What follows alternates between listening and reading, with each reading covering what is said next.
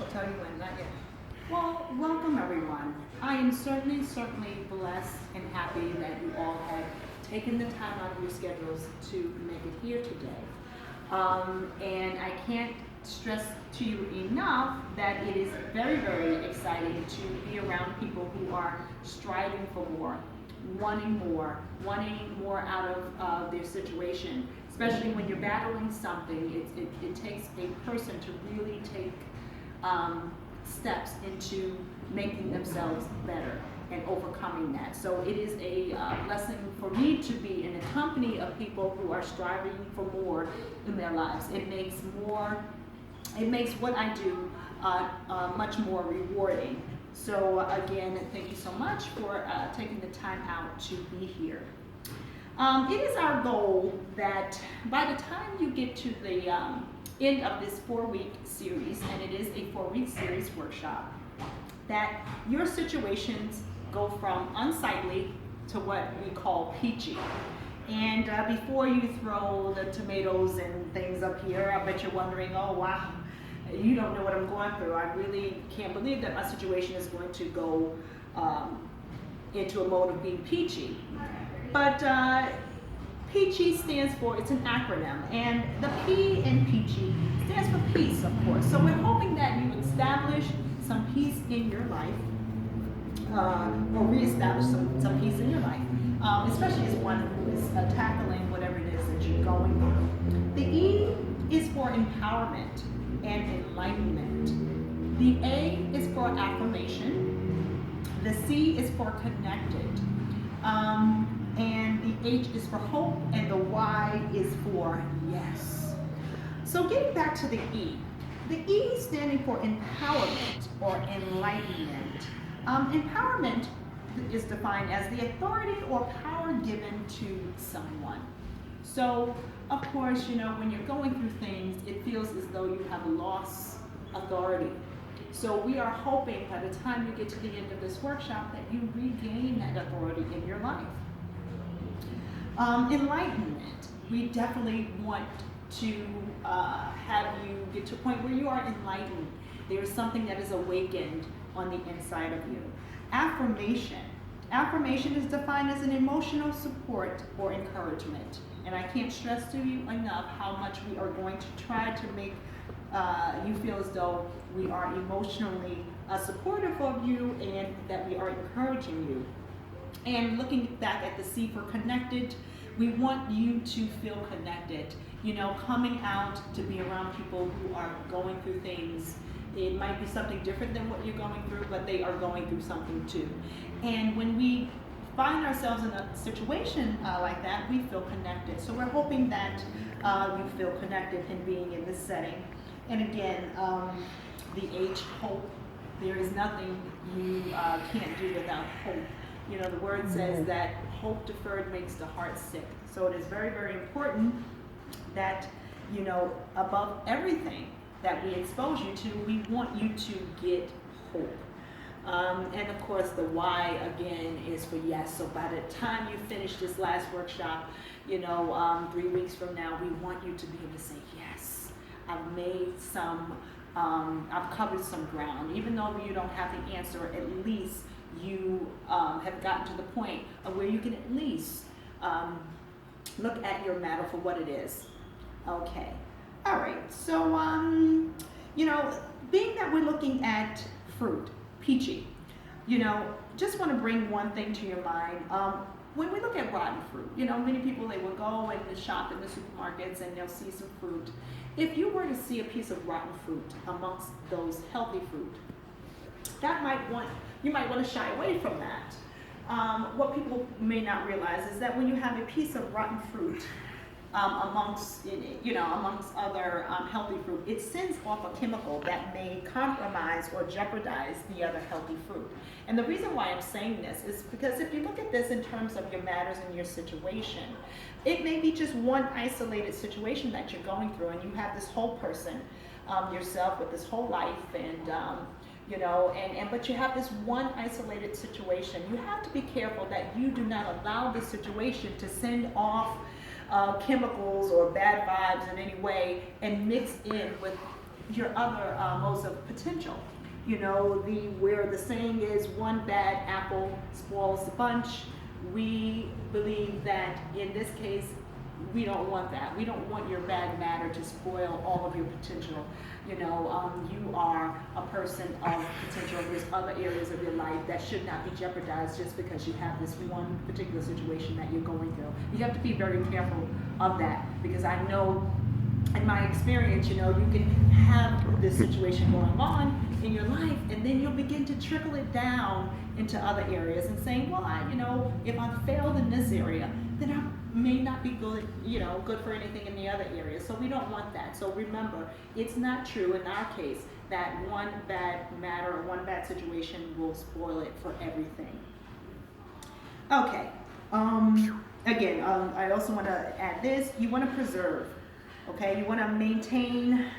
To preserve something means to maintain something in its original or existing state. So you want to preserve your true self. You want to make sure you do that and do not allow that matter to supersede over and spill over or bleed over into other areas of your life that are full of potential. You don't want to throw the baby out with the bathwater. You don't want to do that. Okay, so who is HHC? HHC, Heart to Heart Connections. HHC is something that I've started for myself years ago. With a person who has worked in so many arenas. I've had over 20 years of experience in human services, and from that, one would think that I'm pretty good at working with people. So it's my passion, really, in seeing people overcome, and this led me to starting my own human services program, Heart to Heart Connections. And it was based off of my passion for purpose. You know, I believe, you know, it is a very, very great thing for a person to really pursue purpose and understand that they have a purpose. And also to overcome barriers. That's another thing that we hold highly in this organization. We really have a passion for helping people to overcome barriers that they may be facing. And the vehicles that we use to do that is to uplift, to motivate, to inspire, to empower, and to bestow wisdom. And again, these are the vehicles by which we help people to, you know, go out there and to continue to pursue their purpose in life and to overcome any barriers that they may face. Okay. All right, so more about our organization. I'm going to just read our mission statement because that will tell a lot of what we stand for.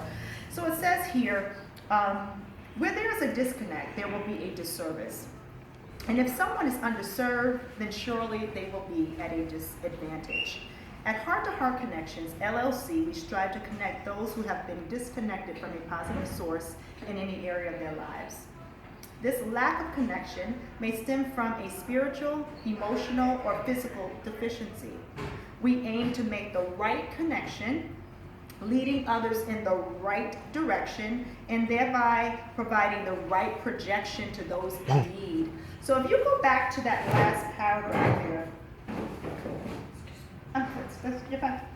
if you go back to that last paragraph there, it says we aim to make the right connection, leading others in the right direction, and thereby providing the right projection to those in need. So what do we mean by right projection?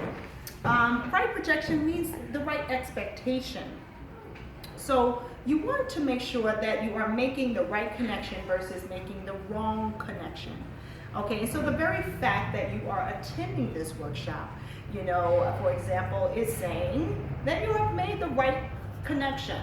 You know, you may be a person that may be battling something, but you have made the right connection in deciding to better your situation versus making the wrong connection. Now, you very well could have stayed at home or stayed in your situation and not have made any movement in terms of bettering yourself. So making the right connection versus making the wrong connection is very, very key. Because making the right connection could be the deciding factor between whether you would have peace or strife, whether you would have success or failure, whether you would have protection or danger.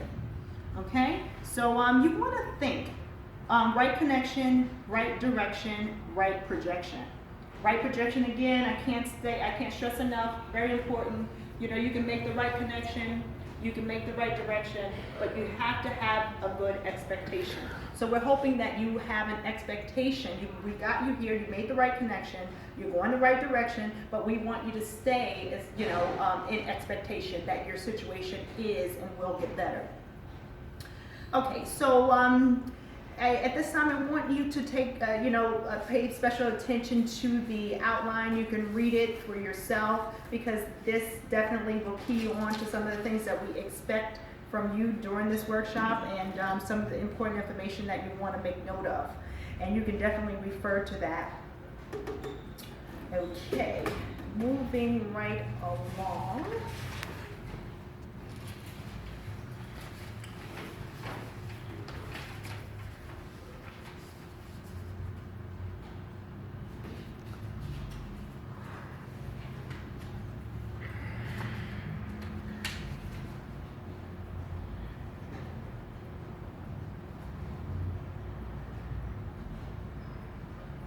Want to pause it, Jen? Okay, so this next slide I have up here, I don't want to scare anyone, but it's a slide that really shows my story. So we're at the point in the workshop where I want to share who I am. So who was the author behind No Matter What? You know, how could I get to the point where I have written a book that is designed to help people elevate above and beyond their matters? And how is it that I can design a 4-week workshop where people would come and really get deeper into the matter of things, and really help you, advocate for you to overcome some of the struggles? What ground do I stand on? How could I even dare to do such a thing? Well, I battled some things on my own that were quite challenging some months ago. I had a very severe case of endometriosis, bowel endometriosis. And for those of you who do not know what endometriosis is a ailment that affects the woman's reproduction system. And whereas a woman normally is supposed to shed the endometrial tissue, which lines the uterus, and expel it vaginally, which we know is known as the woman's menses. In my case, this tissue would regress and go backwards and affect other surrounding tissues. And for quite some years, way back, I could think back, years ago, I had always had issues in this area. But it wasn't until 2017 where I was hospitalized due to a bowel obstruction, and as a result, I lost a portion of my small intestine. So as you can imagine, that was really a heavy situation there. I can't express to you the amount of pain and inconvenience that has caused. And to make matters worse, it didn't stop there. That was in 2017. In 2018, I had undergone one surgery, this time one of the biggest surgeries of my life, that resulted in me losing a larger portion, about 70% of my rectum, complete hysterectomy, and it resulted in me wearing a ileostomy. For those of you who do not know what an ileostomy is, it is an external bag attached to an abdomen that you are supposed to excrete waste in. Now in my case, it was explained to me that this was to be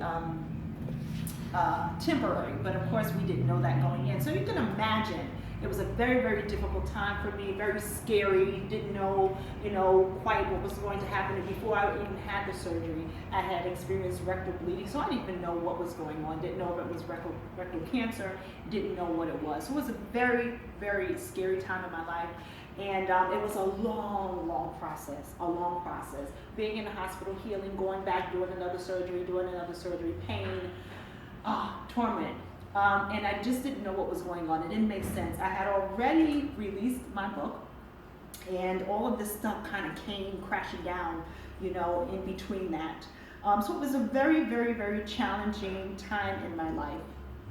But that is part of my story. And the reason why I say that's part of my story, because it's not my entire story. And we have to be careful in not making our matters and our situations part of our whole story, our whole self, because we are not what happened to us.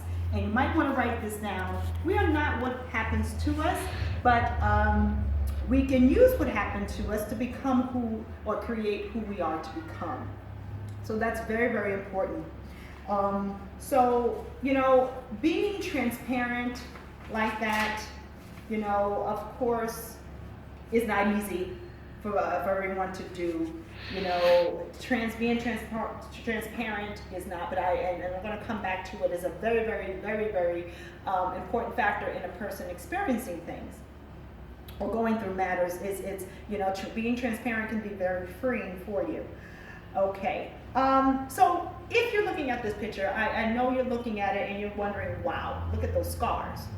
And I do still have the scars. Thankfully, I was able to reverse the ileostomy, and I'm so blessed for that. You know, there are people that are still struggling with that, and my heart definitely goes out to them because I know firsthand what it is like.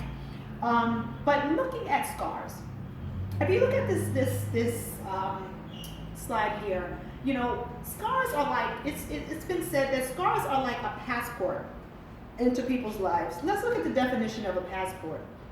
An official document issued by a government or certifying the holder's identity and citizenship and entitling them to travel under its protection to and from a foreign country. So circle foreign country. So as I said, scars are like a passport.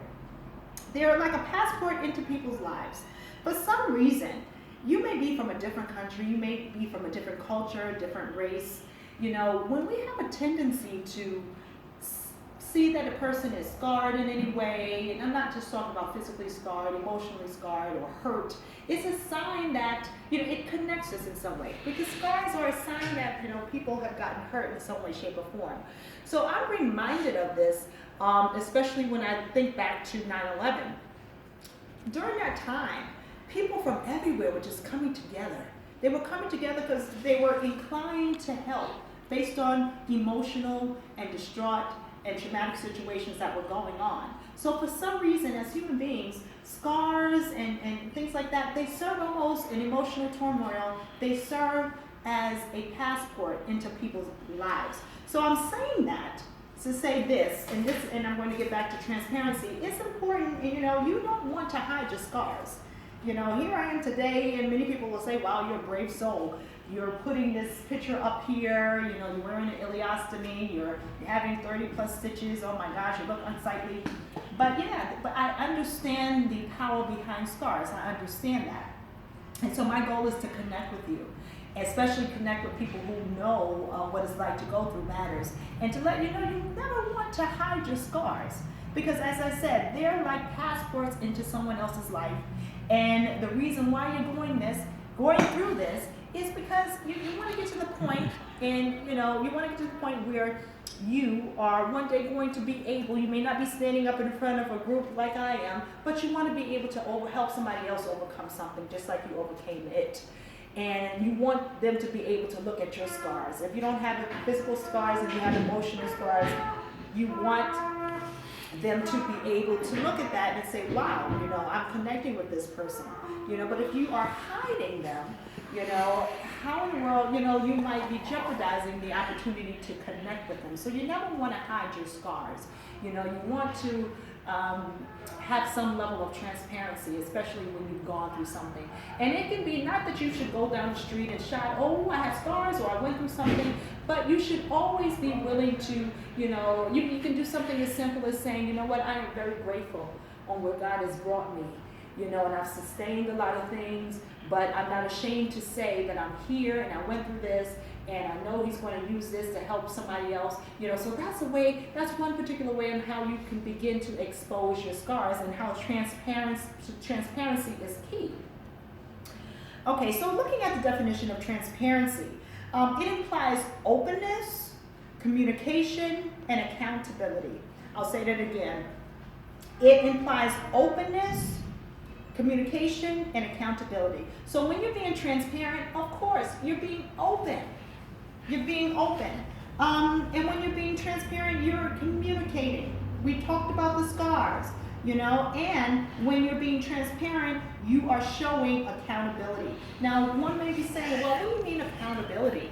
You know, looking at my situation, there was nothing that I did or nothing that I didn't do that caused these things to happen to me. But, you know, I still have some level of accountability. Let's look at the definition here. Accountability, taking ownership of situations you are involved in. So I want to just revise that because I don't want anybody to feel that they should start blaming themselves because of what they're going through. Instead of taking ownership for the situation you are involved in, I want to revise that and want you to think more along the lines, taking ownership of yourself in the situation. So you don't want to take ownership of the situation, but you want to take ownership that you take ownership of yourself in the situation. It was once told to me, if you can control yourself in a situation, you can control any situation you're in. I'll say that again. If you can control yourself in a situation, then you can control any situation you're in. So you need to really make note of that. So how do we become accountable? How can we take ownership of yourself in a situation? Well, just as I just said, you want to control yourself. You want to control your thoughts. You want to take authority over how you're allowing this to impact you. How do you feel about yourself going through this? You want to be accountable in that, you know, you guys are being accountable right now because you showed up to this meeting here is an indication that you want to take charge of the situation. You want to control yourself in the situation. You don't want the matter that you're going through to overpower you and to keep you away from wanting to embetter yourself. So you, in a way, are being accountable. Again, accountable, our definition of accountable is taking ownership of yourself in the situation, okay? Opposed to taking ownership of the situation you're involved in. Now, for some of us, you know, we know that sometimes matters that we go through is something that, you know, we brought on ourselves, you know, and in that light, you might want to take ownership of that situation, you know, at least you know that that's something that you were responsible for. But for most of us, you know, we go through things, it doesn't necessarily mean that we brought it on ourselves. We were just, you know, bad things happen to good people. And my experience is definitely the epitome, a good example of that, because it was nothing that I did, nothing that I didn't do that caused this. You know, endometriosis is one of those diseases where your body attacks itself. You know, very, very close. It's similar to cancer, not cancer, but in that it has a way of spreading, you know, and invading tissues that are normally normal. You know, so it was a situation of my body attacking myself, you know, so again, but it did not let me off the hook in knowing that I still had to be accountable. I had to be accountable of myself in the situation. I'm not accounting for the situation happening to me, but I have to be accountable for myself. Okay, so moving on from that, I'll give you some time to get to know you. So that's pretty much you know, some things that I wanted to share about myself.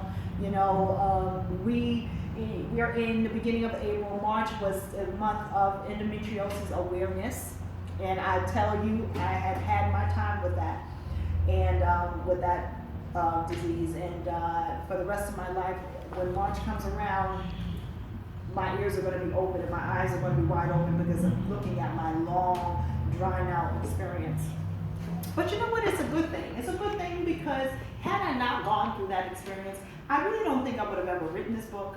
I really don't think I would have ever been in this portion of my life where I have designed a workshop to help somebody else. So you know, the Word of God says that all things work together for your good. And so this horrible disease definitely had to work together for my good.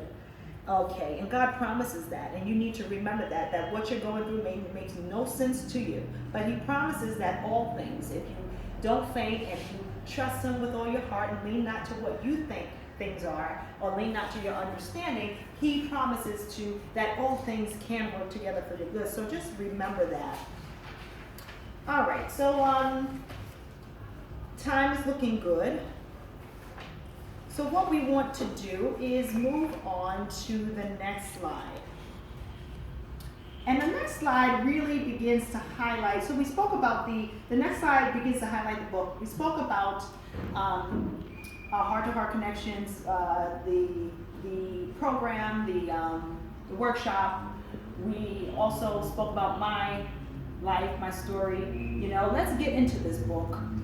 And it says, no matter what, unclenching the fist of matter, opening the hand of faith, and why it matters to you. What is the main focus? Well, the main focus, of course, is to elevate people above difficult matters. And the book provides for you a visual, a concept, an awareness, you know.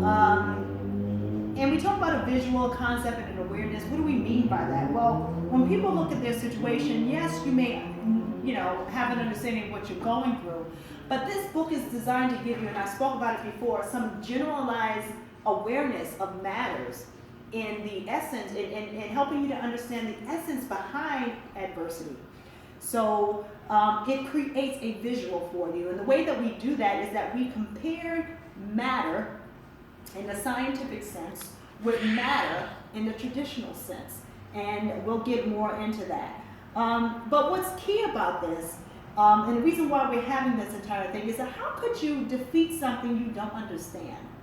If you really don't understand, you may understand what you're going through, but you really don't understand just why is it so, you know, like in my situation, why was this thing so relentless?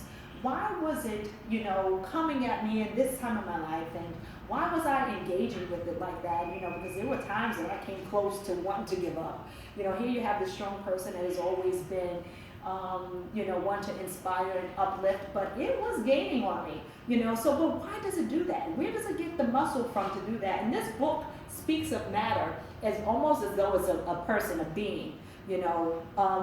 But again, it made it so much more necessary for me to create something to where people get a true understanding of how the functionality behind difficult situations and matter. So how, you know, my question to you is, how can you defeat something you don't understand? And this book puts things in perspective for you when it comes to a matter. You know, I think of a prize fighter or a boxer. One of the first things that they do, you know, before they even think about getting into the ring with their opponent, is that they sit down and they watch some tapes or some videos. They learn them. You know, I once had a patient tell me, you know, don't be one to, you know, just looking to jump immediately to, you know, in the ring with your adversary. You're going to expend a lot of energy. Don't, you know, one of the things you want to do is sit back and learn them. And so that's what boxers do. Before they even think about getting into a ring with that who they're supposed to fight, they step back and they learn them. They see what their tendencies are, their style of fighting, and then, you know, once they learn them, then they take that and then they devise a plan to come back and hopefully defeat that person. So I'm saying that to say to you, you know, this book helps you to get a first glimpse of the functionality behind matter. How does it function? What is its tendencies? You know, how could you defeat something or overcome something that you don't really have any true knowledge of it? And, you know, even though we go through things, sometimes, you know, all we know is we're getting knocked out. You know, we don't know, we don't really have an understanding on how it's coming at us, you know, what it has a tendency to do. You know, we don't have time for that. All we know is that we get a left punch, a left hook, and before you know it, we're not